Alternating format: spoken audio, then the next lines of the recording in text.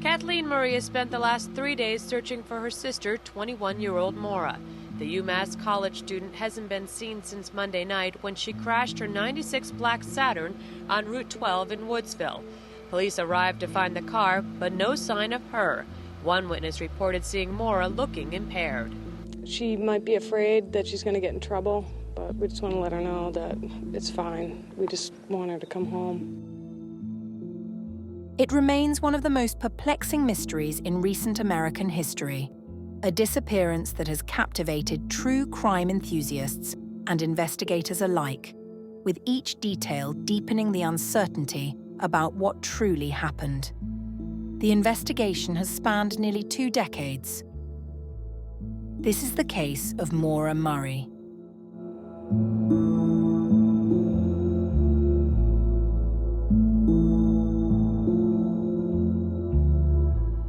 Maura Murray was born on May 4, 1982, in Hanson, Massachusetts, a small, quiet town in Plymouth County known for its community spirit and New England charm.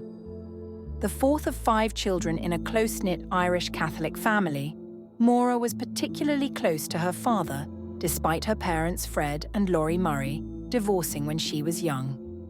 A bright and determined young woman, Maura excelled both academically and athletically from an early age. In high school, Maura was a star athlete, excelling in track and cross-country. Her dedication earned her a spot at the United States Military Academy at West Point, where she began her studies in 2000. However, life at West Point proved challenging for Maura, both academically and emotionally. While at the academy, Maura was caught shoplifting a small amount of makeup from the commissary. This act violated West Point's strict honor code, which emphasizes honesty and integrity. As a result, she was placed on probation and faced disciplinary action. The incident added significant stress to her life, jeopardizing her future at the academy and in the military. Ultimately, Maura chose to leave West Point before further action was taken against her. She then transferred to the University of Massachusetts Amherst to pursue a degree in nursing. At university, Maura Murray was recognized for her strong work ethic and dedication. She managed several jobs to support herself, including a part-time role at an art gallery and a security position on campus. Despite the demands of these roles, Maura excelled academically, maintaining a high GPA and staying on track to graduate with a degree in nursing. Her ability to balance work and studies demonstrated her determination and capability. However, Maura also faced notable personal challenges. In November 2003, Maura encountered legal issues related to credit card fraud. She admitted to using a stolen credit card to order food from multiple restaurants. This led to legal charges being filed against her. The following month, the case was continued, meaning the charge would be dismissed after Maura completed a period of good behavior. She was required to show 3 months of good conduct for the charge to be dismissed without further legal consequences. February 2004 brought a series of unfortunate events. On the night of February 5th, while working her security shift, Maura received a distressing phone call from her older sister Kathleen. Kathleen disclosed that she had relapsed after her fiancé took her to a liquor store. This news deeply upset Maura. She became visibly emotional and started crying at her desk. Her supervisor noticed her distress and found her to be unresponsive. Concerned, the supervisor escorted Maura back to her dormitory. That Saturday, Fred Murray arrived in Amherst to visit Maura. They spent the day shopping for cars and had dinner with one of Maura's friends. Maura later borrowed Fred's car to attend a party. She left the party at 2:30 a.m. on Sunday and crashed into a guardrail an hour later, causing significant damage to the vehicle. No sobriety tests were recorded, and Maura was driven back to Fred's motel, where she stayed the night. The next morning, Fred assured her the car's damage would be covered by insurance. He then rented a car and dropped Maura back to the university campus. On the morning of Monday, February 9th, Maura searched directions to the Berkshire Mountains and Burlington, Vermont. At 1 p.m., she emailed her boyfriend, acknowledging his messages but explaining that she felt distant, signing off with, "Love you, Maura."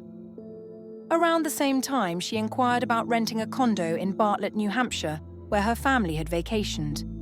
Later, Maura emailed her professor, claiming she'd be away for a week due to a death in the family, though no such death had occurred. Maura then packed her bags into her 1996 Saturn sedan and stopped at the bank at 3:40 p.m. to withdraw nearly all her money, totaling $280. Afterward, she went to a liquor store, purchasing various bottles of alcohol. Surveillance footage confirmed she was alone during both stops. Just after 7 p.m., a resident of Woodsville, New Hampshire, heard a loud noise and looked outside to see a car lodged in a snowbank along Route 112, facing the wrong direction on the eastbound side of the road. The scene was dimly lit, and she noticed a faint red glow inside the vehicle, possibly from a phone. Concerned, she reported the accident. Moments later, bus driver Butch Atwood, noticing a young woman outside the car, stopped to help. The woman, shivering but not visibly hurt, declined help, assuring him she had already contacted AAA. Sensing something was off, the bus driver knew there was no cell service in the area and decided to call the police as soon as he got home. A Haverhill police officer arrived at the scene, but Maura had vanished. The car was found abandoned with no one inside or around it. The vehicle had crashed into a tree on the driver's side, causing severe damage, making the car inoperable. The windshield was cracked on the driver's side, and both airbags had deployed. The officer found red stains which appeared to be red wine, both inside and outside the car. Inside, there was an empty beer bottle and a damaged box of wine on the rear seat. Other items discovered included a AAA card issued to Maura, driving directions to Burlington, Murray's favourite stuffed animal, and a book about mountain climbing. Notably missing were Maura's bank cards and cell phone. As the officer and Butch Atwood searched the area for Maura, EMS and a fire truck arrived to clear the scene. The car was towed to a local garage. Strangely, a rag, believed to be from Maura's emergency roadside kit, was found stuffed in the muffler pipe. The next day, February 10th, a BOLO Be on the Lookout alert was issued for Maura, describing her as wearing a dark coat, jeans, and a black backpack. A voicemail was left for Maura's father, Fred Murray, who was out of state and did not receive the message. It wasn't until that evening that Fred learned of the situation from Maura's sister and contacted the Haverhill Police Department. The police informed him that if Maura was not found by the following morning, the New Hampshire Fish and Game Department would initiate a search. By that evening, Maura was officially declared a missing person. Fred arrived in Haverhill before dawn the next day. A search began with the New Hampshire Fish and Game Department, Maura's family, and others. A tracking dog followed the scent from one of Maura's gloves for 100 yards east of the crash site before losing the trail, suggesting she might have left the area in another vehicle. That evening, Maura's boyfriend, Bill Rausch, arrived in Haverhill and was interrogated along with his parents. Bill said he had received a voicemail he believed was Maura whimpering, which was traced to a calling card issued by the American Red Cross. The location couldn't be traced. On February 12th, Maura's father and her boyfriend held a press conference in Bethlehem, New Hampshire, to raise awareness of her disappearance. The first media coverage of the case appeared the following day. Police speculated that Maura might have been headed toward the Kankomagus Highway and that she could be a danger to herself. Despite these concerns, they also suggested she may have been intoxicated at the crash site, though the bus driver, Butch Atwood, had reported that she did not appear impaired. In the days following, the Murrays expanded their search into Vermont, frustrated that the authorities in that state had not been informed of her disappearance. The case took on a nationwide scope when the FBI joined the investigation 10 days after Maura vanished. On February 19th, New Hampshire Fish and Game conducted an extensive ground and air search, including the use of helicopters with thermal imaging cameras, tracking dogs, and cadaver dogs. Unfortunately, these efforts turned up nothing. Then, on February 26th, Maura's older sister made a disturbing discovery. A pair of ripped women's underwear found near French Pond Road, not far from the crash site. However, DNA tests later confirmed that the underwear did not belong to Maura. In late February, the police returned the items found in Maura's car to her family. At the beginning of March, the family checked out of their motel, exhausted from the search.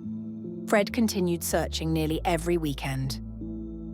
That month, another young woman, Brianna Maitland, went missing in Vermont, raising speculation about a possible link between the two disappearances, though police found no evidence to support this. A search involving over 100 volunteers, state troopers, and rescue personnel combed a 1-mile radius around the crash site, but again, no trace of Maura was found. Fred Murray continued to raise awareness through interviews and public appearances, including a notable interview on CNN's American Morning and an appearance on The Montel Williams Show. In late 2004, a man presented Maura's father with a rusty, stained knife that supposedly belonged to his brother. The brother, who had a criminal background, resided less than a mile from where Maura's car was found. According to the informant, both his brother and the brother's girlfriend had behaved unusually following Maura's disappearance. The brother purportedly believed that the knife had been used in her killing. However, his family argued that he fabricated this story in an attempt to collect reward money, citing his history of drug use as evidence of his unreliability. Despite the controversy surrounding the informant's credibility, law enforcement took the claims seriously. The knife was examined for forensic evidence, but the results of this analysis were not made public. On February 9, 2005, the first anniversary of Maura Murray's disappearance, a memorial service was held at the spot where her car was discovered, marking a somber milestone in the investigation. Later that year, Fred Murray pursued legal action against several law enforcement agencies, seeking access to case files that could shed light on the investigation. In November, a user named Tom Davies posted on a message board claiming he had seen a black backpack similar to Maura's behind a restroom located about 30 miles east of Woodsville on Route 112. Senior Assistant Attorney General Jeffrey Strelzin confirmed that law enforcement was aware of the backpack, but did not disclose whether it had undergone forensic testing. In 2006, the case saw renewed search efforts. Tom Shamshak, a former police chief, speculated that the case might involve more than a typical missing persons situation. In October, volunteers organized a 2-day search near the crash site. Cadaver dogs led the search to an A-frame house about a mile from where Maura's car was found. This house had been previously linked to the man implicated in the rusty knife incident from 2 years prior. A carpet sample from the house was sent to the New Hampshire State Police for analysis, though the results were not publicly released. In the years that followed, the Arkansas-based organization Let's Bring Them Home offered a substantial $75,000 reward for information that could lead to solving Maura Murray's disappearance. Volunteers spearheaded another intensive 2-day search through the wooded areas of Haverhill, involving a team of trained dogs and licensed private investigators. In 2010, Maura's case was officially added to the newly established cold case unit, bringing renewed attention and resources to the investigation.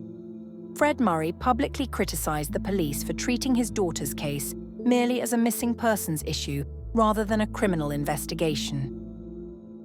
For years, there had been speculations surrounding a house on Route 112, located near where Maura was last seen.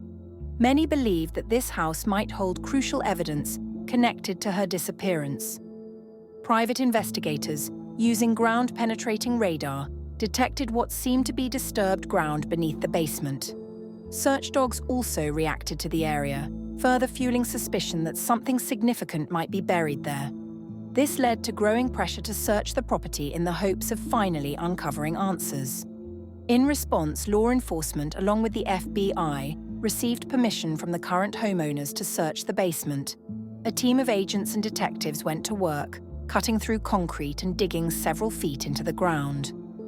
There was cautious optimism from Maura's family that this might lead to a breakthrough.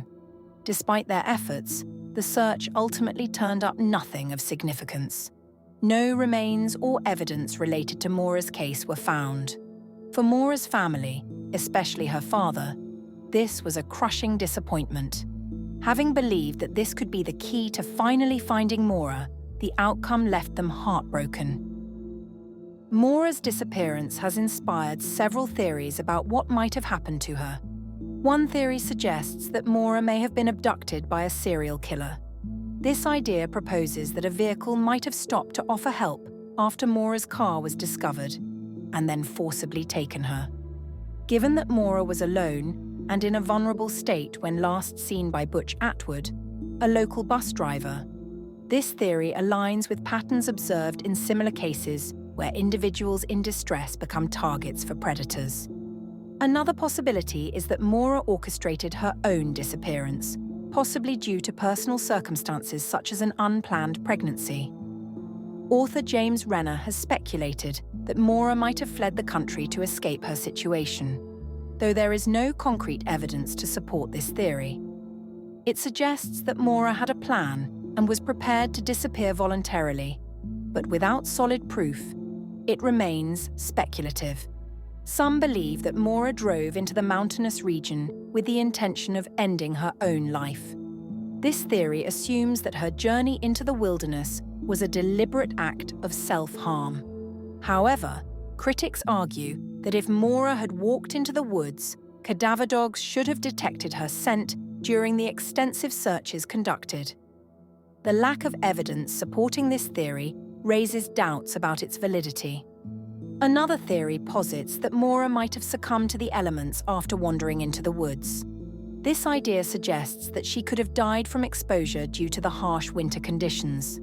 Despite numerous searches in the area, no physical evidence or trace of Maura has been found, which complicates this explanation. The failure to locate any sign of her body or personal effects casts doubt on the theory of death by exposure. The tandem driver theory proposes that Maura might have been with another person who either picked her up or returned to the crash site after realizing she was missing. This theory attempts to account for how Maura could have left the scene quickly and undetected. It implies the involvement of someone else, either in helping her escape or in a more sinister role. This theory seeks to explain the absence of immediate evidence or sightings following her disappearance. Each theory offers a different idea about what happened to Maura, showing just how complex and puzzling her case is. This year, on the 20th anniversary of Maura's disappearance, the New Hampshire Cold Case Unit released an age progression photo in hopes of generating new leads. The photo, created by the New Hampshire Department of Justice, shows what Maura might look like today, and authorities are hoping that renewed attention will bring answers and closure for her family. The disappearance of Maura Murray remains one of the most curious mysteries of our time. The truth about what happened that cold February night is still unknown.